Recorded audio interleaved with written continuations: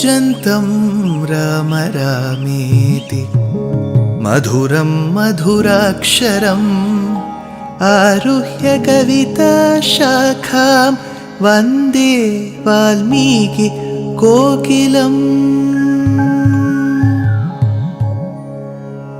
रामाय रामभद्राय रामचन्द्राय वेधसे रघुनाथाय नाथाय सीताया पतये नमः।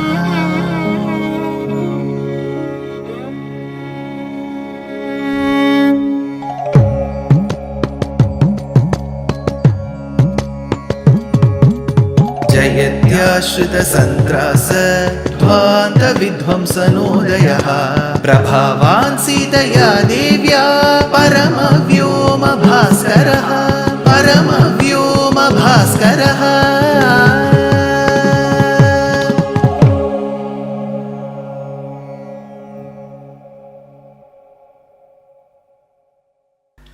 श्रीमते निगमान्त महादेशिकाय नमः।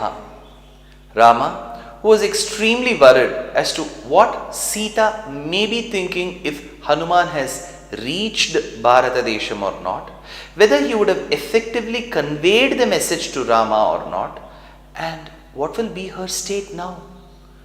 To give Ashvasam to Sita, to tell her, don't worry Sita, you're mine. I shall come and fight the demons and rescue you from Lanka Pradesham. Rama wanted to give this message. Hanuman has already done that job of being a Duta. He cannot send Hanuman again. Hanuman will also get tired. That is when he saw and spotted a Rajahamsa.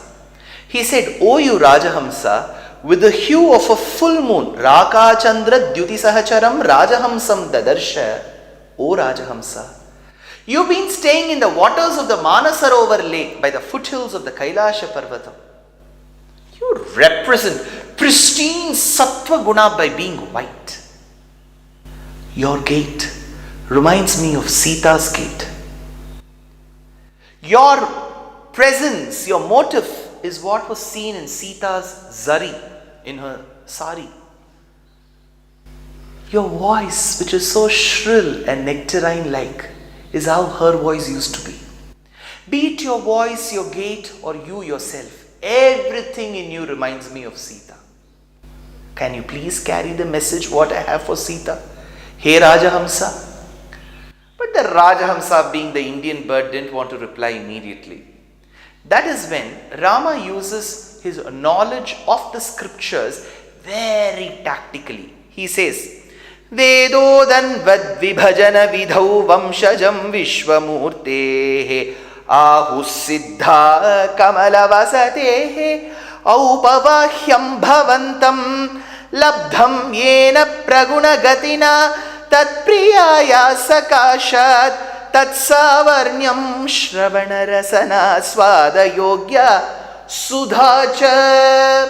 He says, I'll give you 3 reasons why you have to go Rajahamsa. Vedodanvad vibhajana vidau vamshajam vishwamurtehe. Remember that to that Lord who gave rise to Brahma, Narayanat Brahma Jayate, from Narayana comes Brahma.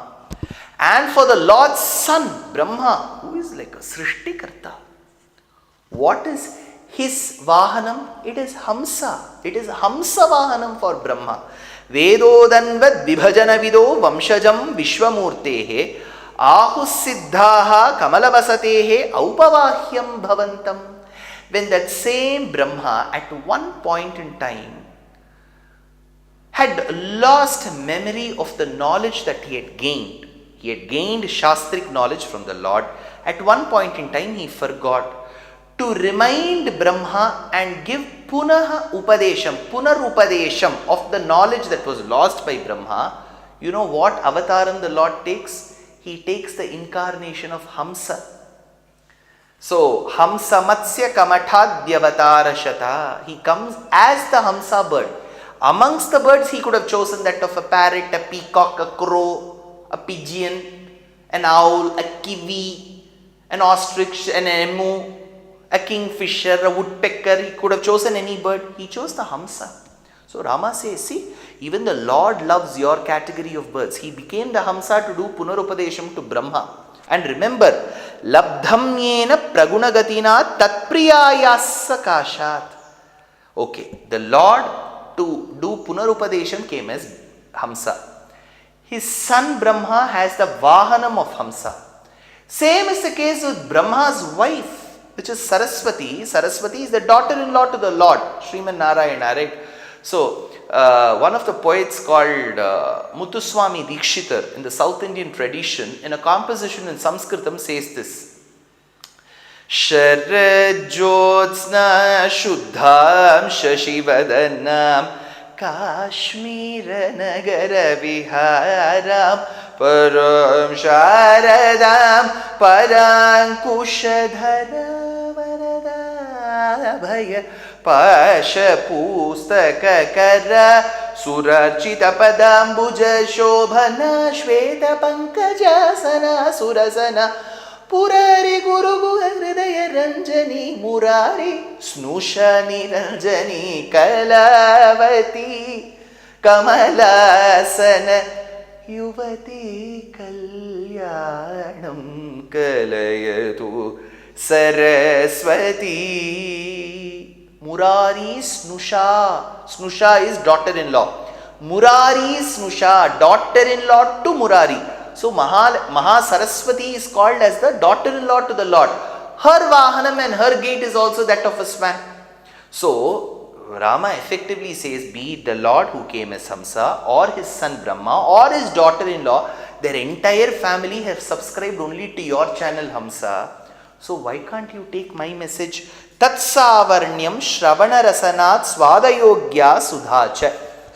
That is when the Hamsa said, see, remember, you should know the map of Bharata Desham. Above Bharatam, you have a strip of Nepal. Above Nepal is the southern part of Tibet, where there is Manasa Sarovar and Kailasha Parvatam. So the bird has travelled this far. Why has it travelled? This is where our acharyas are so cognizant of geography and zoology. Birds are generally migratory in nature, and birds which live in snow-clad regions generally migrate, because whenever they need to have some sun around them, some sun's rays, they migrate.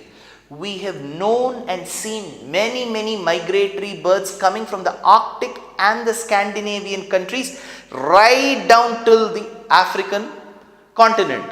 Similarly, this bird has migrated from Manasa Sarovar, Kailasha Parvatam, and has come all the way till Karnataka. As it goes further south, it is just going to get hot. But Rama has to give some nice, positive, optimistic things for the birds as incentives to fly. So he says, Sthanir divyair upachita gunam chandanaranya ramyam mukta sutim malaya marutam mataram dakshinasham asmat priti janakatanaya jivatarthascha gachan ekam rakshaha padamiti sakhe doshalesham sahitha. He says, Sthane divyair upachita gunam chandanaranya ramyam. You may have not seen it in the northern part where you come from, hey Rajahamsa. When you go further south, you will see beautiful hills filled with sandalwood trees. That smell is so intoxicating. Chandana charchita Neelakalevara Pitavasana Vanamali. But in Ashtapadi, Jayadeva says that for the man or the woman whose head and heels love with the other person and they are separated, the smell of sandalwood is also not so good, it seems. It will be obnoxious. Nindati chandanam yundu kiranamano Vindati Khedamadhiram Nindati Chandanam Indu Kiranamanu. So, Rama says, for me that sandalwood smell may not be good now because I am separated from Sita, but for you it will be good. Chandanaranya Ramya Mukta Sutim Malaya Maruta Mataram Dakshinasham. As you go further south, O you Hamsa, you will love the south of India. So he was the big PRO officer for the South Indian tourism. So he says, Mataram Dakshinasham. You go further south, you will never want to go back to Kailasham or Manasa Sarovar. Asmat Pritye Janakatanaya Jivatarthascha Gachan. Everything, if you go south, will be good. Sandalwood trees on one side, the smell of the cloves on the other side, the smell of cardamom on the other side, the breeze that comes from the Malaya Parvatam, everything will be good. You go further south, he says, Mukta Sutim. You will find many rivers. On either sides, they would have thrown pearls. So you will find pearls on all sides. Asmat Priti. And above that, O you Rajahamsa, when you cross Bharatadesham and you go further south, you are going to find the jewel of my dynasty called Sita in Lanka. What better thing you want? Asmat Pritye Janakatanaya Jivatarthanscha Gachan. But there is only one fault if you go south. Ekam Rakshaha Padamiti Sakhe Doshalesham Sahetaha. That country where you are going is ruled by a tyrant king called as Ravana. Except that everything else is positive. You want, please go travel south. That is when the bird would have asked a route. See, generally we have control systems if you go into a flight. The pilot, the co-pilot, whoever is going to take care of taking the flight forward, they have a control system. So they will have a call from the main office that tells them which is the way to be guided. Now the bird is clueless. It has never traveled to Lanka. Now Rama has to give the guidance. Has Rama traveled? No. So Rama says, bird, you go to Lanka. Now the bird will ask in return, sir, when you travelled last, how was the weather? Rama wouldn't know. He has never travelled. But one thing, Hanuman has given such a beautiful depiction of how he left Bharatadesham and went to Lanka and how he came back from Lanka to Bharatadesham. So he has given a clear heads up on which direction to take. That is why Rama now says, I have not travelled, Hamsa, but my dear Hanuman has travelled. With the first-hand experience that I have from his travelogue, I can tell you which path to take. Margau samyak mama hanumata varnitau dvautayasthoy sahya sannopyanita subhagaha paschimo nityavarshaha prachine tu pratijanapadam samhatavadbhutanam magna drishtihi kathamapi sakhe matkrute te nivarya. He says there are two different routes that you can take to Lanka. One is the western route. The next is the eastern route. Rama says the western route. He says the western route which goes through the southern part of Kerala and the southern part of Tamil Nadu and then crossing the oceans and then reaching Lanka is a easier one. But in that place you will feel the constant spell of rains. It is a shorter one, nice one, but full of rains. If you get drenched, you may get sinus or migraine. So I am worried about your health, Rajahamsa. Don't take the western route. Then the Rajahamsa asked, which route should I take? Prachine tu pratijanapadam samhata vadbhutanam magna drishtihi kathamapi sakhe matkrite te nivarya. Take the eastern route. So essentially you have to cross Bellary and then cross that region which is the border of Karnataka and Andhra. You've got two states, Karnataka, the beautiful state of Karnataka where Kannada language is spoken. The beautiful states, today we have split them into two, Telangana and Andhra, where you have Telugu Bhasha spoken. So Vedanta Deshika says, oh, you take the eastern route because you will cross that border of Karnataka, Andhra, and then you will go slowly further south. Karnatandhra Vyatikaravashat Karbure Giti Bhede. When you cross the border of Karnataka and Andhra, that time Rama tells Hamsa bird, you wouldn't know which language you are listening, whether it is Kannada or Telugu, because they will be speaking a mixture of both. Karnatandhra Vyatikaravashat Karbure Giti Bhede. So they will be singing. You take the eastern route because I have a reason for it. Rajahamsa asked, reason? Sir, can you tell me the reason? That I will tell you, Hamsa, only in the next episode. Dear Astika reader, I am happy to be authoring a two-part book on the Ramayana in English. The first part is slated for release in the year 2024. The book aims to recreate and retell the Ramayana of Valmiki, conforming to the ancient commentaries and other allied literature. To receive notifications of the book release, kindly register with www.deshikadaya.org/books. Namaskaram.